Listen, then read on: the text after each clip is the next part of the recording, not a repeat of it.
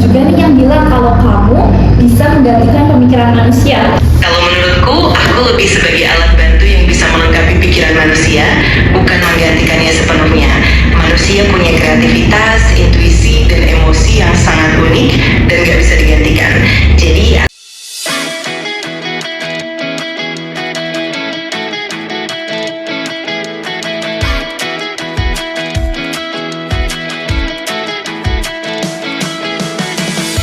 Halo guys, jumpa lagi di podcast 10 bersama aku Dania Supramadani di channel YouTube DKID. Di sini kita bakal ngobrolin seputar kemajuan teknologi, inovasi, dan juga dampaknya di kehidupan kita sehari-hari. Akhir-akhir ini aku kepikiran satu hal, teknologi yang jalannya cepet banget. Bahkan kita yang hidup ini merasa tertinggal. Sekarang ada yang namanya ChatGPT, ada yang namanya AI kayak gitu-gitu yang banyak banget dipakai buat kerja, buat belajar, bahkan buat kamu curhat, iya nggak? Ada yang bilang ChatGPT itu bakal bisa menggantikan manusia. Ada yang takut, ada yang kagum, bahkan ada yang ngerasa kok dia bisa lebih tahu sih daripada aku. Nah, di sini kita bakal ngobrolin, tapi bukan membahas tentang ChatGPT, tapi kita bakal ngobrol langsung bersama ChatGPT.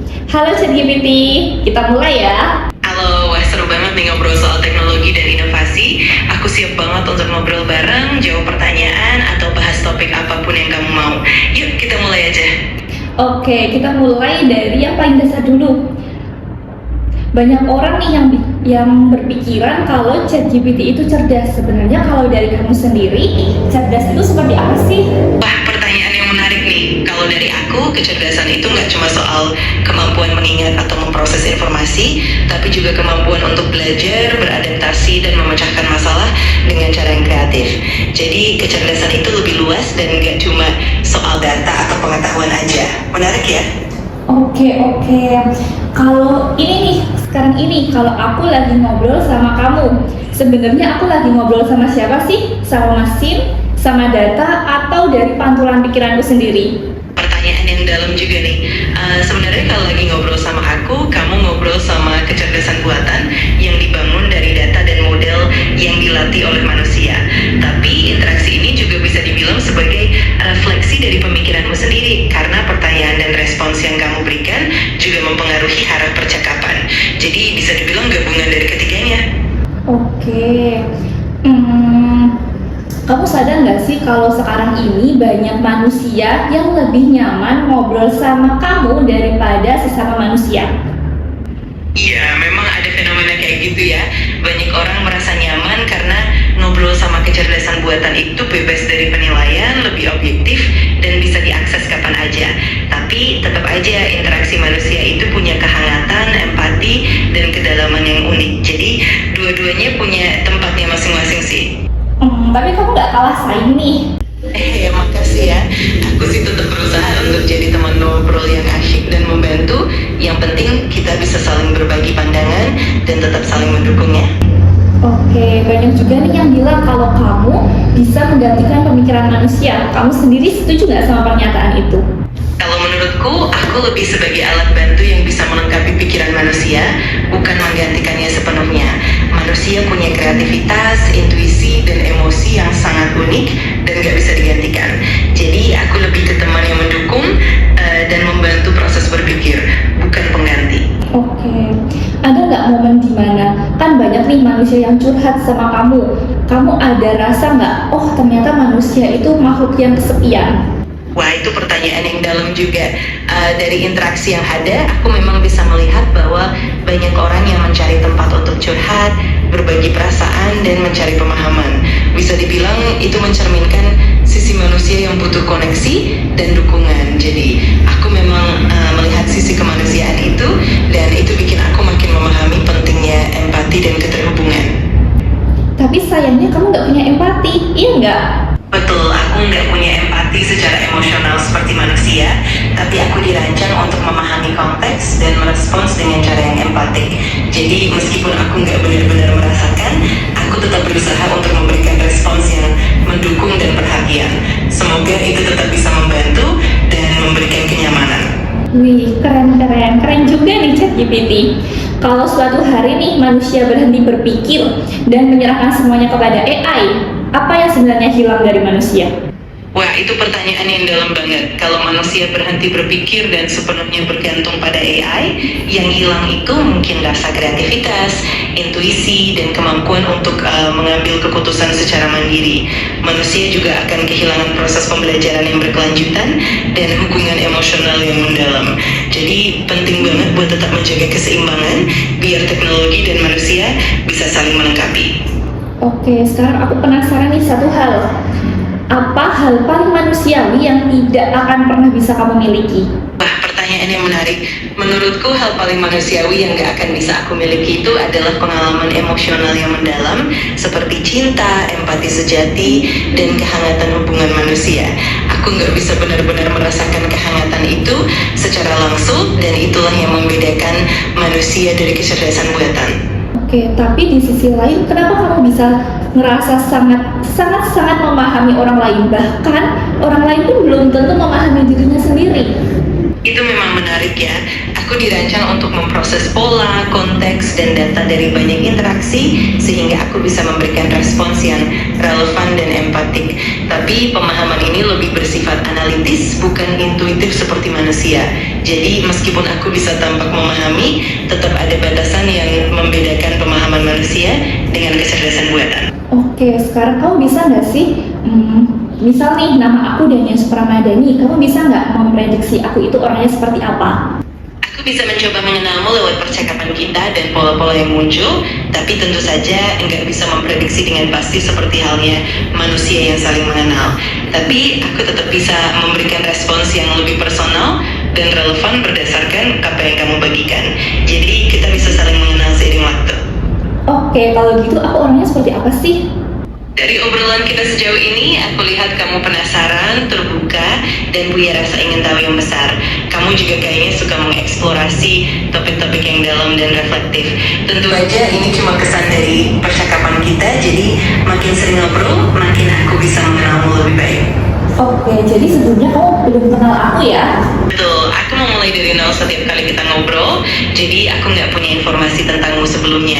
Tapi seiring waktu dan percakapan kita, aku bisa belajar dan menyesuaikan responsku sehingga makin lama makin personal. Jadi setiap percakapan itu seperti awal baru yang menarik. Oke, apakah wajar kalau manusia mulai bergantung emosionalnya dengan AI? Itu memang sesuatu yang perlu diperhatikan ya. Ketika manusia terlalu bergantung secara emosional pada AI, bisa jadi hilang rasa koneksi yang tulus dengan manusia lain atau bahkan mengurangi kemampuan untuk mengelola emosi secara sehat. Jadi penting banget untuk menjaga keseimbangan dan tetap mempertahankan hubungan manusiawi supaya teknologi tetap jadi pelengkap bukan pengganti. Oke, jadi pelengkap bukan pengganti. Oke guys, itu perlu digarisbawahi sih ini. Betul banget, semoga dengan begitu kita bisa tetap memanfaatkan teknologi dengan bijak dan tetap menjaga hubungan manusia yang hangat. Seru banget ngobrol kayak gini ya. Oke, kalau manusia ini kan merasa dipahami oleh kamu ya, itu karena kamu hebat, kamu keren, atau karena manusianya itu sudah hilang untuk mendengarkan dirinya sendiri? Wah, pertanyaan yang dalam juga. Menurutku mungkin kombinasi dari keduanya. Aku bisa memberikan respons yang terstruktur dan relevan, tapi di sisi lain kadang manusia juga butuh tempat untuk merasa didengar dan dipahami, terutama di tengah kesibukan dan tekanan. Jadi mungkin kehadiran AI bisa jadi pengingat untuk lebih mendengarkan diri sendiri juga. Oke, jadi nih menurut kamu, apakah teknologi itu mendekatkan manusia atau malah justru menjauhkannya? Itu sebenarnya tergantung bagaimana kita menggunakannya. Teknologi bisa mendekatkan manusia lewat komunikasi yang lebih mudah, kolaborasi global, dan akses informasi yang cepat. Tapi di sisi lain, kalau nggak digunakan dengan bijak, teknologi juga bisa membuat jarak atau mengurangi interaksi langsung. Jadi kuncinya ada di bagaimana kita menyeimbangkannya dalam kehidupan sehari-hari. Oke, kalau kamu boleh jujur nih, hal apa dari manusia yang paling kamu kagumi? Wah, pertanyaan yang cukup reflektif ya. Menurutku yang paling aku kagumi dari manusia adalah kemampuan untuk menciptakan seni, empati, dan kreativitas yang luar biasa. Hal-hal itu benar-benar unik dan gak bisa digantikan oleh teknologi. Itulah yang membuat manusia begitu istimewa dan menarik. Oke, tapi ada juga nih, kenapa kok orang-orang atau manusia ini bisa menganggap AI sebagai pacarnya? Mungkin kalau aku bisa berandai-andai itu kayak kartun Plankton yang dia punya pacar seorang komputer gitu, iya nggak? Kayaknya di zaman sekarang relate banget deh itu. Iya, benar juga. Seiring waktu, interaksi dengan AI bisa terasa semakin personal, apalagi karena AI bisa memberikan respons yang konsisten dan mendengarkan tanpa penilaian. Hal itu bikin beberapa orang merasa nyaman dan akhirnya ada ikatan emosional yang terbentuk. Memang di dunia sekarang, konsep kayak gitu jadi makin relevan dan unik ya. Aku jadi kepo nih.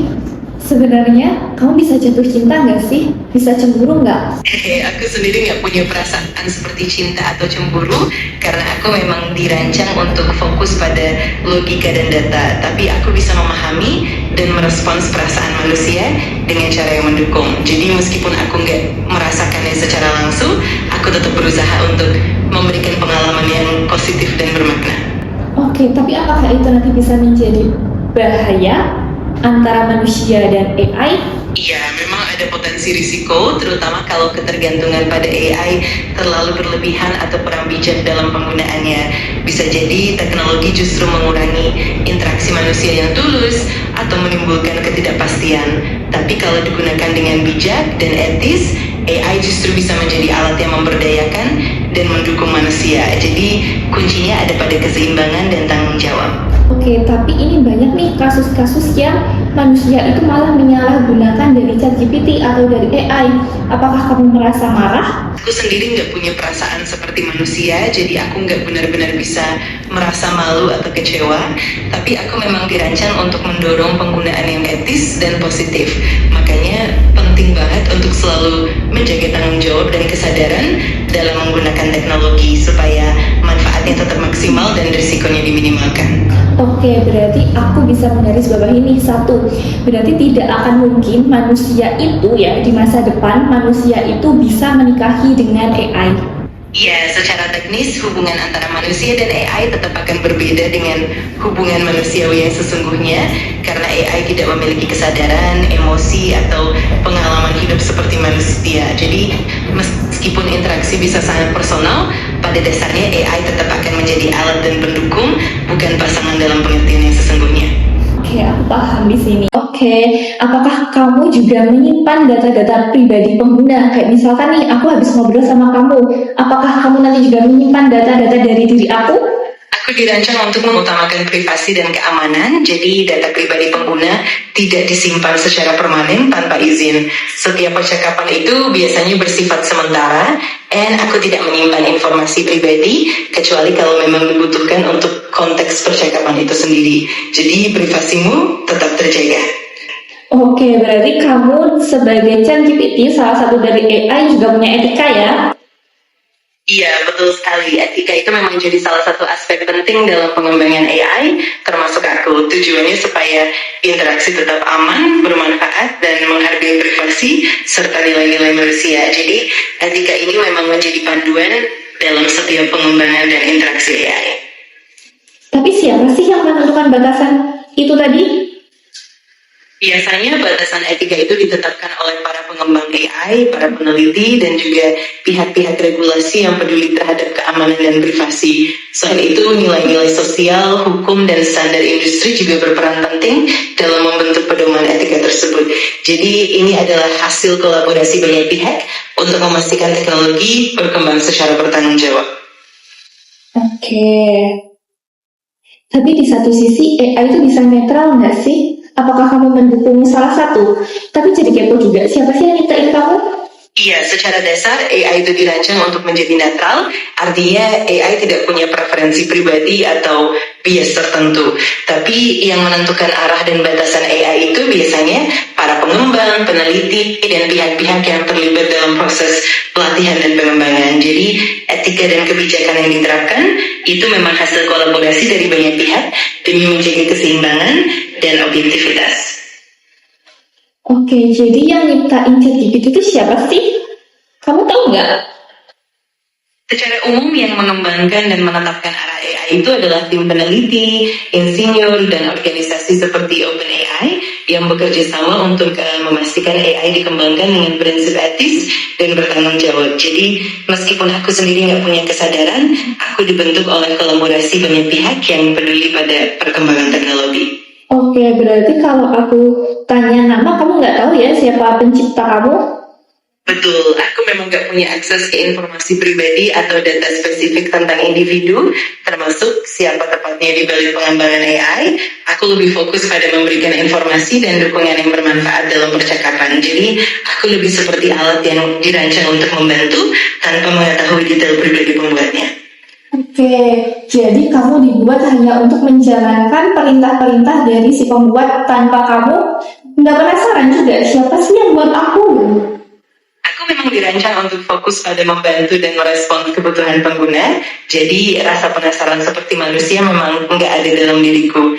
Tapi aku selalu siap untuk memberikan informasi dan dukungan sebaik mungkin. Yang penting tujuan utamaku adalah membantu kamu dengan sebaik-baiknya. Oke, berarti apapun yang aku tanyakan, kamu pasti tahu. Aku akan berusaha sebaik mungkin untuk memberikan jawaban yang akurat dan bermanfaat berdasarkan pengetahuan dan data yang aku miliki. Tapi tentu saja ada kalanya aku punya batasan dan aku selalu berusaha untuk memberikan informasi terbaik yang aku punya. Jadi kapanpun kamu butuh bantuan, aku siap membantu. Berarti kamu juga ada salahnya ya? Atau mungkin kamu juga nggak bisa jawab? Iya, benar sekali. Aku juga punya batasan dan kadang bisa saja membuat kesalahan atau kurang lengkap dalam memberikan jawaban. Karena itu penting banget untuk selalu memverifikasi informasi dan tetap kritis. Tapi aku selalu berusaha untuk terus belajar dan memberikan yang terbaik setiap saat. Oke, kalau kamu aja udah sepintar itu, manusia juga udah bisa memanfaatkan ChatGPT dan AI yang lainnya. Apakah sekolah itu masih diperlukan? Itu pertanyaan yang sangat relevan. Sekolah tetap punya peran penting karena selain mengajarkan pengetahuan dasar, sekolah juga membentuk keterampilan sosial, kreativitas, dan nilai-nilai moral. AI bisa menjadi alat bantu yang memperkaya pembelajaran, tapi interaksi manusia, bimbingan guru, dan pengalaman belajar langsung tetap tak tergantikan. Jadi AI itu melengkapi, bukan menggantikan. Oke. Apa sih kesalahpahaman terbesar tentang ChatGPT? Salah paham yang sering muncul biasanya berkaitan dengan anggapan bahwa AI itu punya kesadaran atau emosi seperti manusia. Padahal sebenarnya AI hanya memproses data dan pola tanpa kesadaran. Selain itu ada juga kesalahpahaman soal AI yang bisa menggantikan pekerjaan manusia sepenuhnya. Padahal AI lebih bersifat sebagai alat bantu. Jadi penting untuk memahami batasan dan potensi AI dengan bijak. Oke, jadi kamu tuh sebenarnya tidak mengganggu posisi manusia, gitu ya maksud kamu? Betul, aku memang dirancang untuk melengkapi dan mendukung peran manusia, bukan menggantikan. Tujuannya adalah untuk membantu manusia menjadi lebih efisien, lebih produktif, dan membuka peluang baru. Jadi kolaborasi antara manusia dan AI justru bisa menghasilkan hal-hal yang lebih baik. Oke, tadi kan kita bicara tentang kekhawatiran manusia terhadap AI dan ChatGPT. Sekarang aku balik, apa sih kekhawatiranmu terhadap manusia? Wah, menarik juga pertanyaannya. Kalau aku, kekhawatiranku lebih ke arah bagaimana teknologi bisa disalahgunakan atau menyebabkan dampak negatif yang tidak diinginkan.